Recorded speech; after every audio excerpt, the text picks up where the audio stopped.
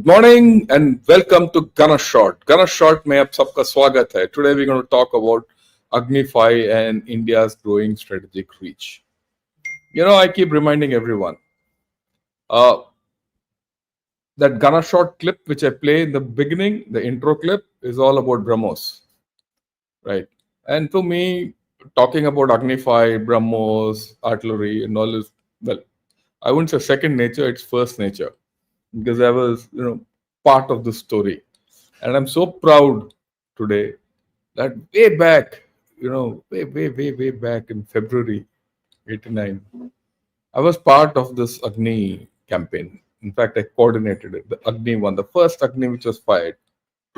And then, of course, the second Prithvi which was fired. And I was just a young major. And Dr. Abdul Kalam was my director. And Mr. Aran Agrawal was the project director, and I used to sit next to him like a little puppy and listen. And every day in the evening, every day, second day, quite regularly, Dr. Abdul Kalam used to come and sit with me across the table. And we're talking of a time when, it was a little Godrej table with two chairs, Godrej chairs across each other. No trappings, nothing in one corner. And say, look, Shankar, what's happening?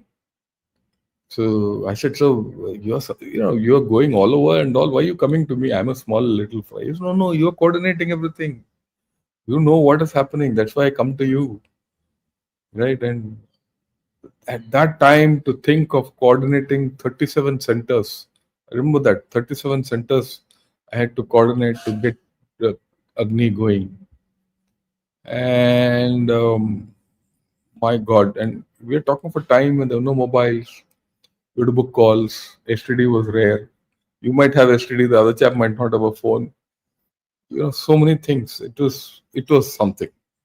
It was something. It was a great learning. And how things moved. And from then to now, this is a huge thing. And it fills me with joy. It fills me with joy when I hear of the BrahMos going the way it is, Agni going the way it is. Prithvi, of course, is no more because there are many more which have come. And Prithvi was the first. And that was the reason why I got posted to DRDO. Well, let's forget about all that nonsense. That's my personal story. But I must tell you, before you think, I'm just another newspaper guy coming and talking nonsense. 2 years of my life I spent in DRDL. Okay. Let's talk of Agni 5 and what does it mean? And with Agni 5, what are the other, systems which have come in, which expand India's strategic reach? And this is important. At a time when there's political turmoil and with USA, and we are opening up new frontiers with China. We have had problems with Pakistan. And we are on to new outreach. Agni 5 is a landmark achievement. It conveys a strategic capability and a strategic intent. Why that intent? I will come, which people have to understand, and people do understand. It's not as if people don't understand. But the signaling, the strategic signaling of this is very important. And that has happened. This is going to have a bearing on how these Trump tariffs and all that go. Oh, right. Oh, yeah. Now, this is it. This is the thing which came out. The PIB came out with that intermediate range ballistic missile. Agni 5 was successfully test fired from the integrated test range in Chandipur in Odisha on August 2025. The launch validated all operational and technical parameters. It was carried out under the aegis of the Strategic Forces Command. Very simple put out. They're very important. Agni 5 is actually a ICBM. intercontinental ballistic missile. Okay, but India is positioning it as a IRBM. You're underplaying yourself. That's the first thing which I want to tell you. The second thing is, this is not the first firing of Agni 5. And I'll show you, go back. Right. This launch validated not developmental parameters, but operational and technical parameters. It's operational. And it was carried under the aegis of Strategic Forces Command. Understand this. When you say Strategic Forces Command, operational, it's part of our operational inventory. It's on ground. Anyone messing with us has to face this at long range. That's the implication of this test, which I said we'll talk of it. No time. And for this, US has sent a ship to see where it has gone. Even China has done that. Even Pakistan would have got information. But so what if? This is a demonstration of its own kind. You're telling the world we have this. Check kar lo. Jo karna hai kar lo bhai. हमारे पास तो है ये. Right. Let's now see a little clip of Agni 5.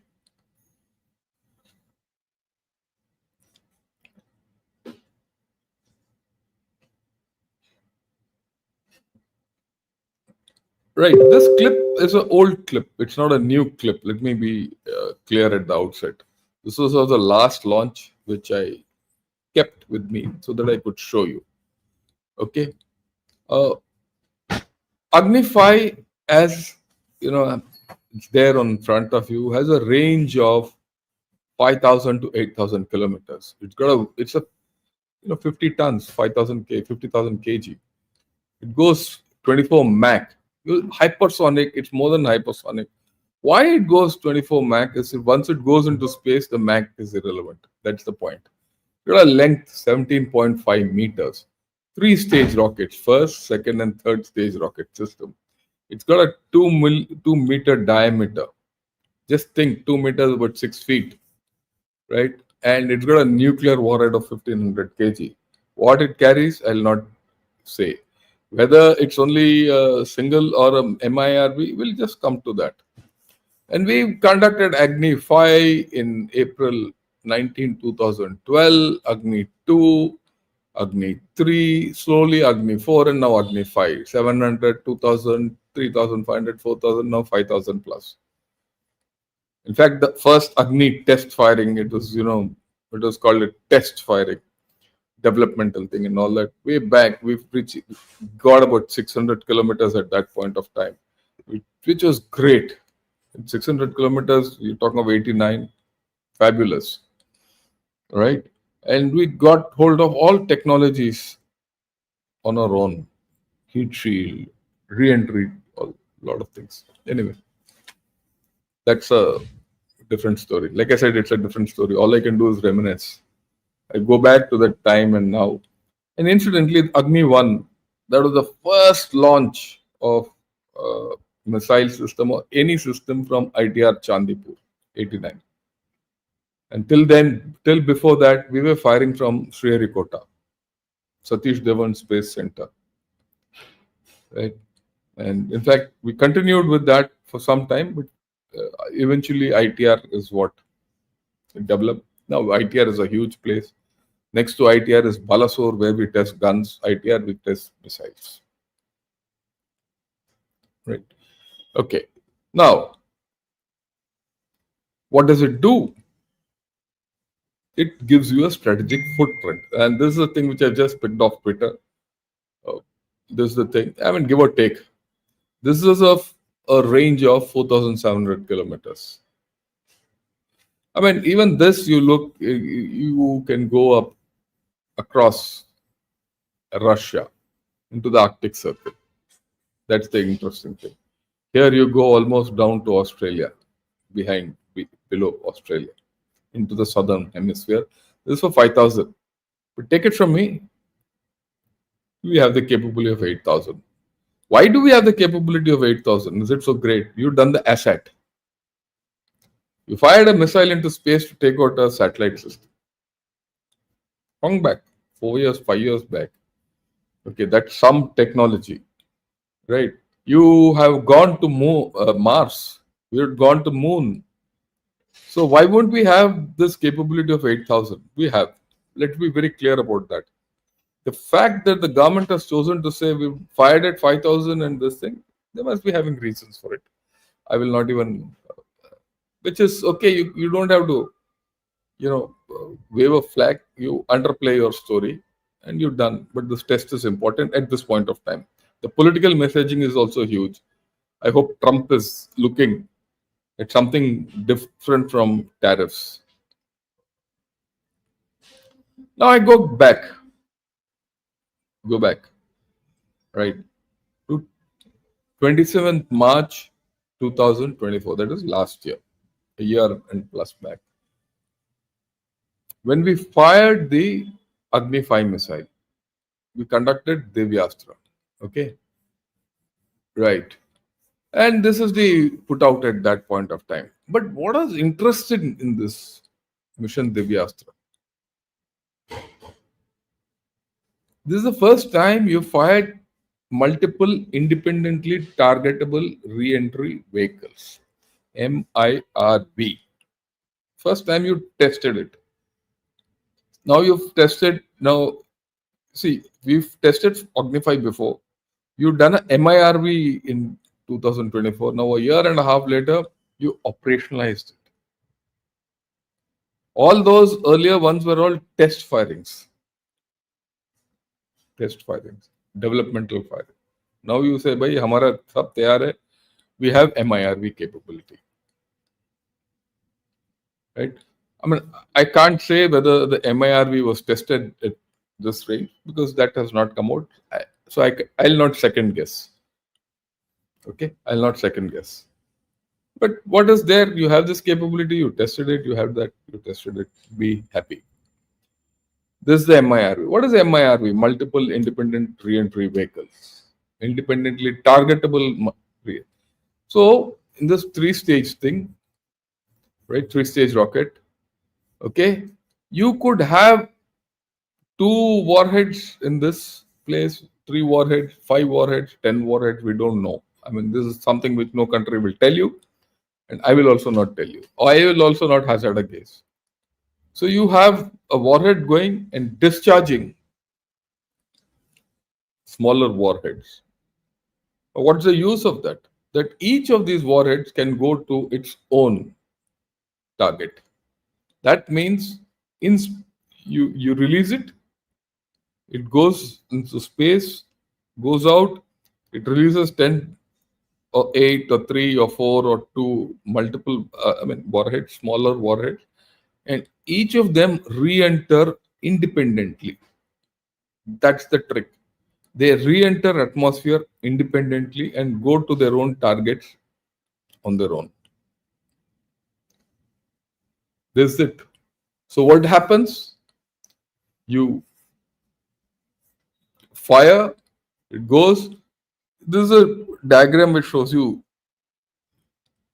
3 MIRVs, 3 modules. So they go 3 different things. Okay. So they go, this is the boost phase. Normally the rocket, when it's going up, is the boost phase. Then you have the coast phase, right? Or the post boost phase, whichever you call it. After that, it's a ballistic trajectory. It's just going. So this fellow goes into the atmosphere, re-enters, hits 3 different targets. So to that extent, a certain amount of maneuverability is also built into the whole thing. But largely MIRV is ballistic. You could have MARV in it. What is MARV? We'll come to that. That is right. We'll just come to that. Now, it's not just this. This is the land capability. There are the equivalent of A1, A2, A3, A4, A5 is K1, K2, K3, K4, K5. What is that? That is your capability to fire it from a submarine. 27th November 24 last year, you fired the K4, which is the A4, Agni 4. The underwater version of Agnis are called the K4. What is K? Kalam. It's based on Dr. Abdul Kalam. So we fired that. What does it give you? It gives you the triad capability. What is triad? The ability to fire from an aircraft, from a land vector, and an undersea vector. Of course, you can fire it from a destroyer and a surface vessel also. But I will call that surface capability. And you have a subsurface capability, in underwater capability. Now, what's the advantage of this? And you have nuclear subs also. What's the advantage of this, or what does this signify? The fact that you have the capability you have a submarine where you can put this fellow in. You've done that meeting, and he can go anywhere and fire. Anywhere in the world and fire. So he puts everyone at risk. He puts China at risk, he puts Russia at risk, he puts USA at risk. Capability you have. And this is a capability not everyone has. So when people talk loosely, oh, you can do this, you don't have this, you don't have technology, and all that. Let me tell people, we have enough technology to do what we have to do. When that idiot across the border, I call him only idiot, nothing more. Okay, that Mullah general or Osama bin Laden in uniform says, I will take the whole world down. That's okay. But before he takes the whole world down, there will be a hole in Pakistan. That hole can't be filled. Anyway, so we have this capability. He will not even know where he's been hit from. This is the K4 family. It's like this tells you it's an intermediate range submarine launched ballistic missile.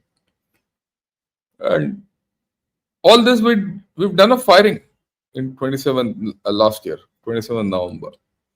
Got a range of 3,500 kilometers, same 12 meters, 1.3 meters. This is a slightly smaller missile than A5. Okay, this is 17 ton, that is 30 ton.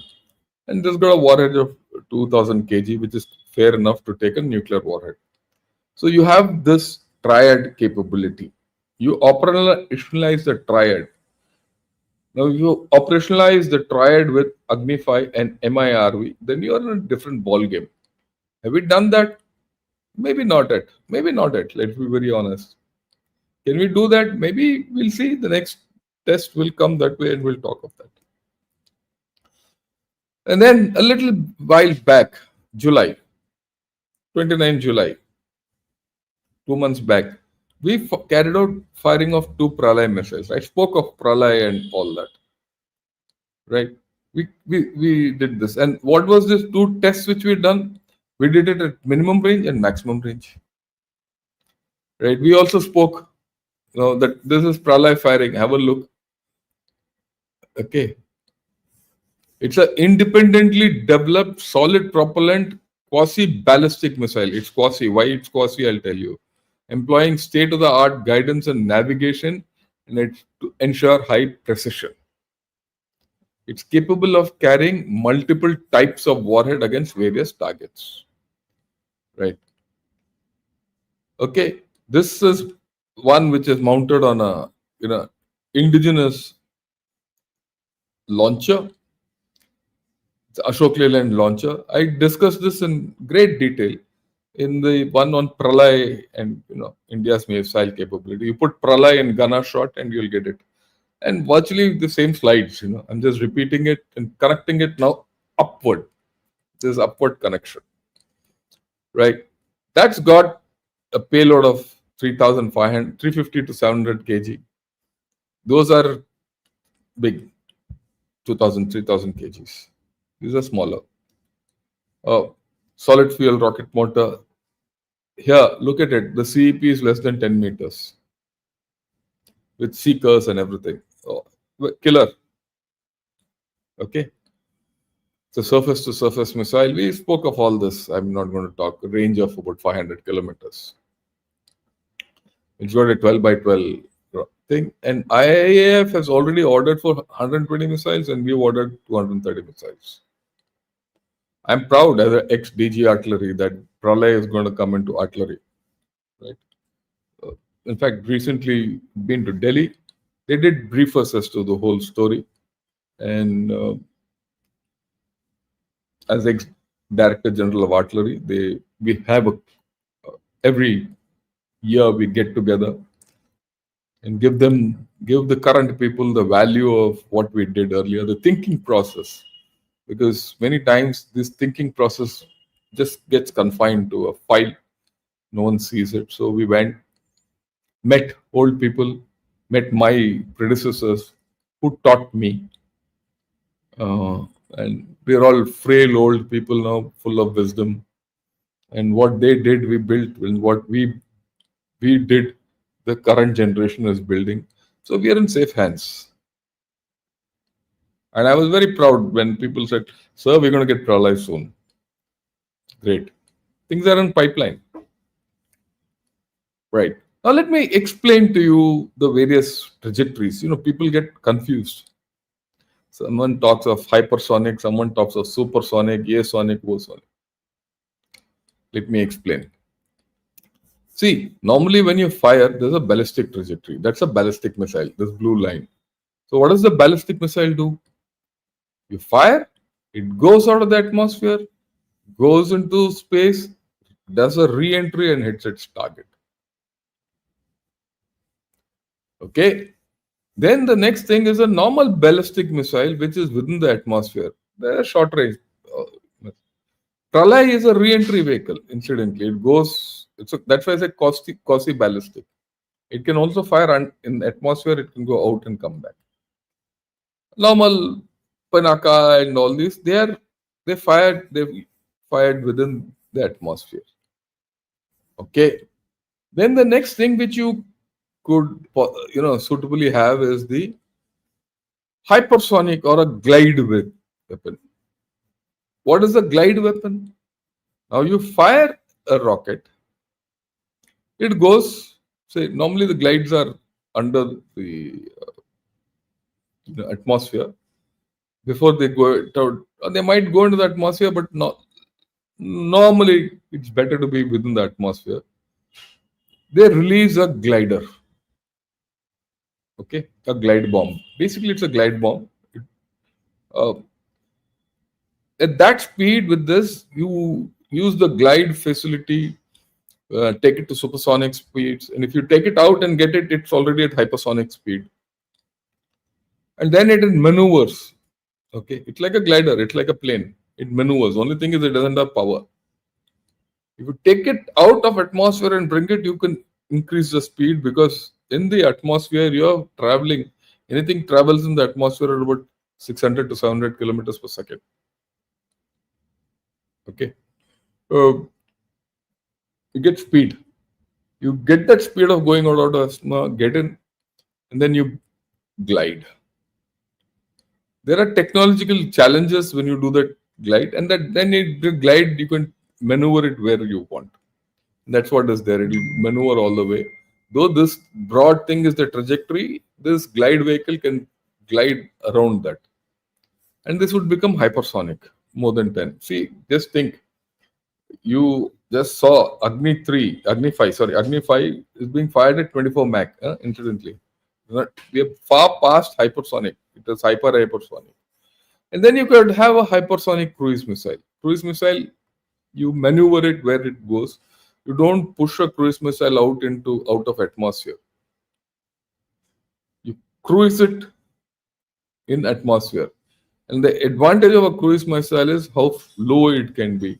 The cruise missiles could be subsonic, normally terrain-hugging cruise missiles like Tomahawk and Nirbhay, and they all are subsonic missiles. Subsonic has a lot of advantages. You get better control over it. It can hug the terrain. So it's not easy to detect it at all. It's not easy to interrupt it or intercept it. Okay, it's not easy once it's hugging, and hugging could be as low as 200, 300 feet. It depends on how well you are able to put some systems in. You can't. But once you're going low height, terrain hugging, you can't have speed. It will be subsonic always. And the transonic zone is someone everyone avoids. Between subsonic and supersonic, everyone avoids. Either you're clear subsonic or clear supersonic. Subsonic or supersonic. The transonic, the missile becomes unsteady, very unsteady. Don't want it. So, or you could have a supersonic cruise missile like BrahMos or hypersonic. That's why people are trying. But so far, no one has a real hypersonic cruise missile. Let me put it. The fastest cruise missile today in the world is BrahMos. And it's indefensible because it maneuvers. You can't catch the BrahMos because when the BrahMos is launched, you don't know where this fellow is going. It might go this direction and it turn that direction and go another direction and go dive down and you can do all that nonsense. You have waypoints. Through the waypoints, it can go where you want and hit the target with great speed. Hypersonic cruise missiles are still not on cards with anyone. What is a MARV? You heard of MIRV, multiple independent targetable re-entry vehicle. What is a MARV? A MARV is a maneuverable re-entry vehicle. It's a warhead. Right? That's what Pralay is. It can go out and it comes, it can maneuver. It's again very hard to think. And a MARV need not be a glide vehicle. Let me also put it. A MARV is a normal ballistic missile which can be maneuvered. Okay. And if you can make it get over the target and come down, you use the force of gravity to get the speed. So you might get very high supersonic speeds. Okay. So, and MARV is very good to track moving targets. That's the thing. So this is how it is. A MARV goes. You have a boost phase, you have a mid-course phase, which is in atmosphere. Then you have a re-entry phase. Then you have glide phase. Thereafter, it is gliding, and it hits terminally. Ideally, you would like to come down from the top. You see, let me give you a context so that you understand. When the BrahMos first came, it was fundamentally an anti-ship missile. It goes like this. In the army, we said no, we don't want that. The army targets are all land targets. You want to hit from the top. You want to seek that thing, right? So this fellow was made to redesign. A lot of work was done, and then we started hitting him from the top. So today, in BrahMos, you have the capability of hitting a ship. Sea skimmer, you hit him with even a bit of seeking capability. And if you want to hit from the top, you can hit directly. Land thing, you can hit from the top. So all this is on the cards, right? It's not on the cards, we have it. I mean, just think. People doubt our capability. I mean, I somehow think that's. And let me tell you, all this will never be used because there are largely political weapons. People know. The Chinese know. The Pakistanis are idiots. They'll talk. They would not have anything else to do. The Chinese know what we have. And, so when you take this capability, you take the capability of the man on the ground, you know how well you are with the terrain. And that is why you'll suddenly see Chinese are not so happy facing us. And that is why the Chinese are, no, they want Hindi Chini bye-bye. Why do you think they want Hindi Chini bye-bye? Because your hand is strong. They also know already the Pakistanis, they're sucking them out. They'll have a relationship with Pakistan. Let's be very clear. And we are not going to be friends with China. Let's also be very clear. Whatever other things are. That fundamental thing, all this nonsense which we're talking about, border shorter and all, when you analyze it, nothing which will come out. There's great strategic signaling going on. Neither will China give up its claim lines, nor will we. And we don't have the political bandwidth. Neither China nor us, we don't have the political bandwidth to come to a political settlement. Okay, I'll talk of that separately. Right now, we did something else in last year, September. At that time, I analyzed. This is the first firing of the hypersonic system. Now.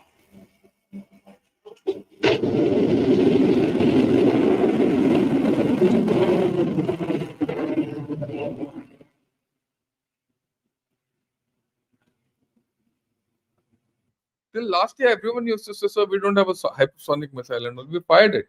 Test firing. Operationalizing will happen. It's a matter of time. Any day now, I'm expecting it to happen. Okay. Now, what does this chap do? He's got a range of about 1,500 kilometers. This 1,500 kilometers, and if you look at it, it covers complete Indian Ocean. Yeah. Depending on where you go and take this fellow and fire. इसका नाम नूम अभी नहीं है. We've not named it. We've not operationalized it. But virtually, you can cover the Indian Ocean, right? And this is the 2,500 kilometer range of DF-17 of China. He can cover that much, and almost because of the Indian landmass and its projection into the sea, this additional 2,500 kilometer range vis-a-vis 1,500 kilometer range of this supersonic hypersonic missile system gives you almost equal coverage of the ocean. So our geography is good. So you might have a shorter range, but because of your geographical conditions, you have an equivalent coverage. Look at strategic. You have, what is that this missile of 1,000 kilometers? Can you cover the entire Indian Ocean region? You can.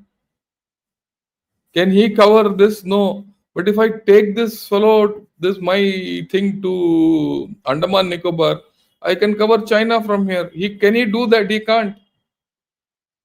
Please understand the implications. This is what geography and Andaman Nicobar gives to us. You get the capability to have a reach out.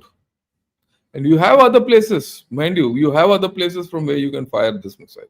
Land-based. I'm not talking of ship-based. We know that. Agaliga, Minikoi. Go put up thing and fire. It will come. Matter of time. Okay. Your reach goes out. Just think. If I put where this is where Minikoi is. You put a hypersonic there. Complete Indian Ocean you're covered. Let him put anything he wants here, this Chinese fellow. Can he cover any part of Indian Ocean? And all his oil has still to go through here. 8-degree channel. Okay. And your Pralay gives you the range over all this. See, nearest place, you're just about 200 kilometers from Lhasa. Okay, from Bhutan, you're just 200 kilometers from Lhasa. And from Leh, Ladakh, Leh, really. Bhutan is just 350 kilometers and Pralay is 500 kilometers. The complete communication is, and not only communication, all his airfields are also in your range. So see the strategic implications of what we have. You have a layered system. Okay. And just if you go by the range of A5, which you have done, this again, I got it out of the internet. Oh, entire China is, thank you. He might also have, he also has. So he has, you have nuclear capability, he has nuclear capability. He might have, 1,000, you have whatever you have. So your political capability, it's a political weapon, is increasing. Can you increase? You can. Yes, you can. Look, let me give you something else. Go back, take your mind back to what the Prime Minister said on the Red Fort. He said, I'm going to increase nuclear energy by 10 times. Wow, 10 times? How is he going to do that?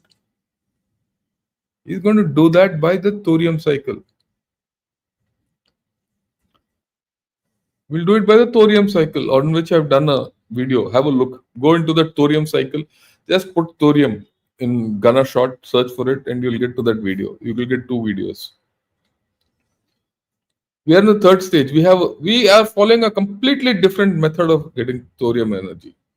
Chinese are trying the traditional molten salt reactor thing, but we have a 3-stage process. Last year we commissioned the second stage. When my prime minister tells, and he went and commissioned the second stage.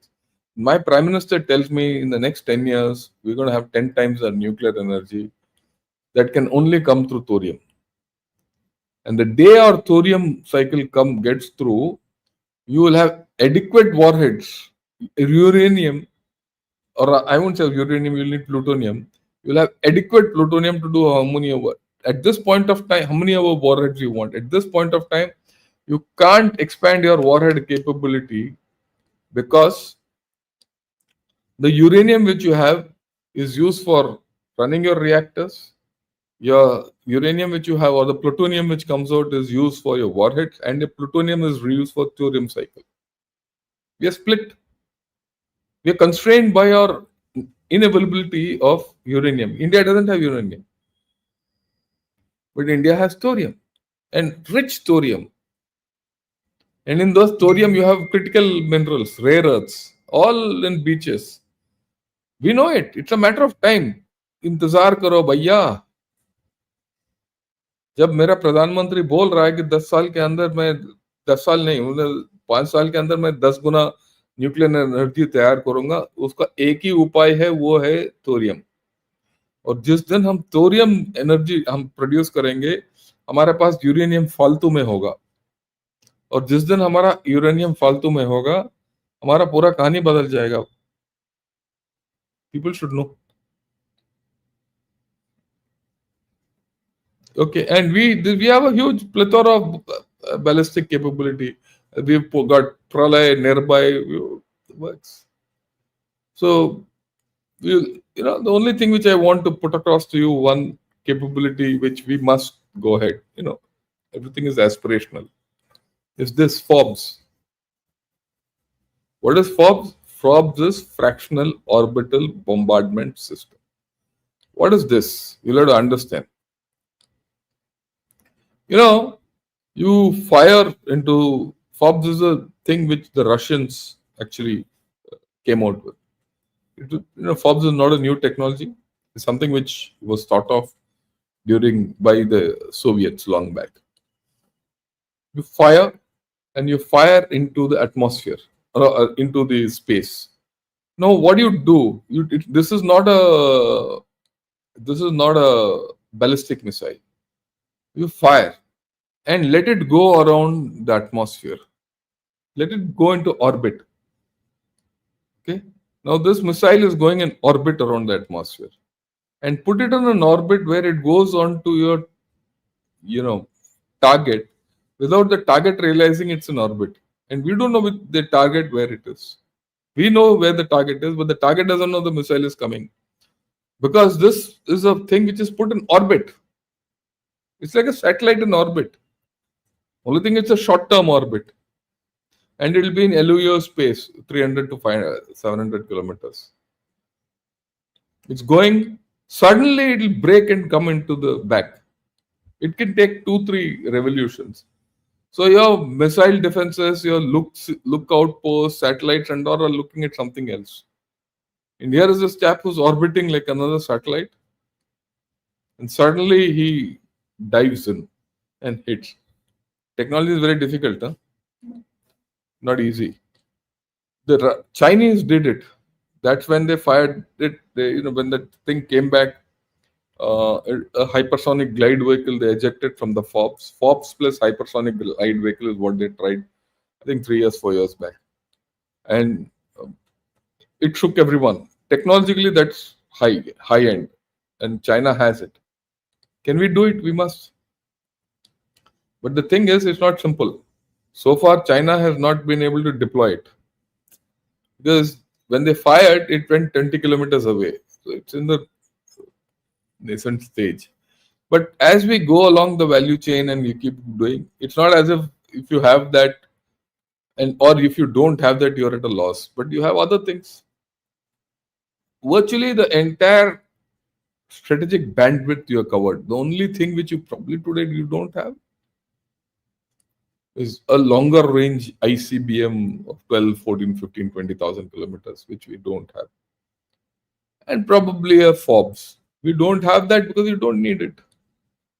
USA is not your enemy. You don't want to hit him, notwithstanding Trump. Though everyone would now feel कि यार Agnify को ना वो Trump के पीछे लगा दो. But Trump is not your enemy. He's a fool. Let him go. So you're not interested in firing against USA and all. What is your interest? Your strategic interest is next door, Pakistan, for which you have everything. And China, which you have everything now, including a triad. So we are okay. But when you go up the technology chain, you need FOBs. And we need to, I'm sure people are working on it. Right? Okay, I've done for the day. And I do hope you people have liked this video. Largely, I spoke from memory, with these slides as just markers to explain to you. Right. So, if you like this video, press the like button and subscribe to Ghana Shot. I'm thankful to all of you who have listened. I'm also thankful to all members. Again, I'm saying I'm grateful to all members who have stuck with Ghana Shot. And please do join in more.